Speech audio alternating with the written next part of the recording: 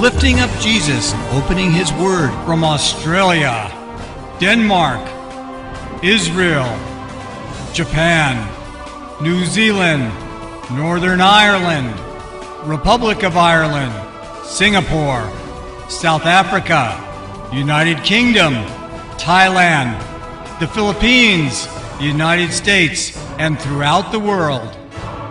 You're watching Moriel TV. Yes, I pointed out a number of times that this is one of the most difficult verses in Scripture to understand, for the simple reason there is no time in eternity. How can we possibly explain this except to say that it is some kind of an accommodation where you have a hiatus in heaven that's related to us in human terms so we can comprehend that there is a hiatus, or that events transpiring in eternity will have ramifications on the earth for the people who are here at that time that will total a half hour in its time span. We can look at those possibilities. However, what's really important is to understand the pattern. The pattern.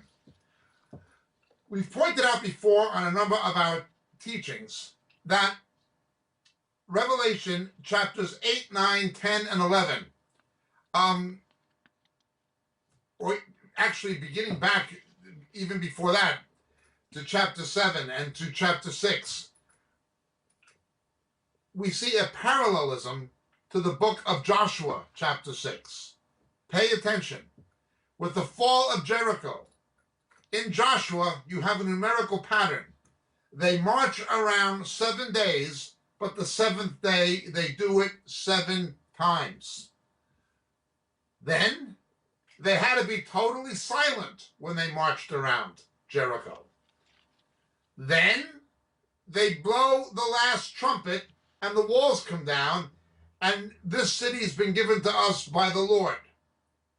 Then there are the 2 spies, the Medaglaim, the spies who rescue Rahab and her family.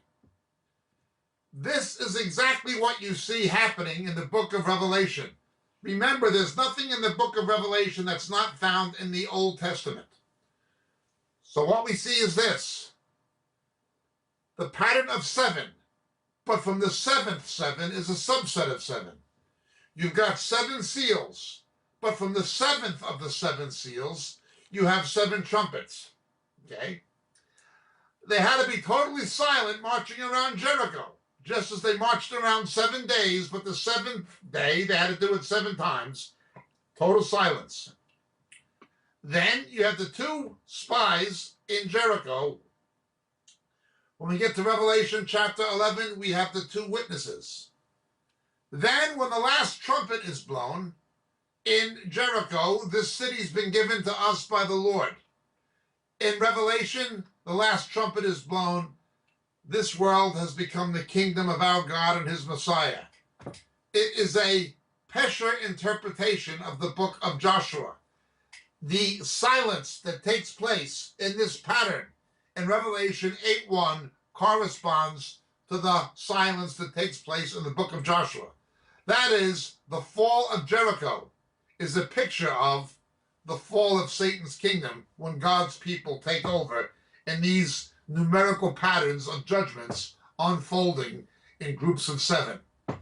And again, the role of the 2 witnesses recapitulating or replaying the role of the 2 spies who rescued Rahab and her family. But going back to this issue of how do you apply time to eternity, that is a very, very difficult issue.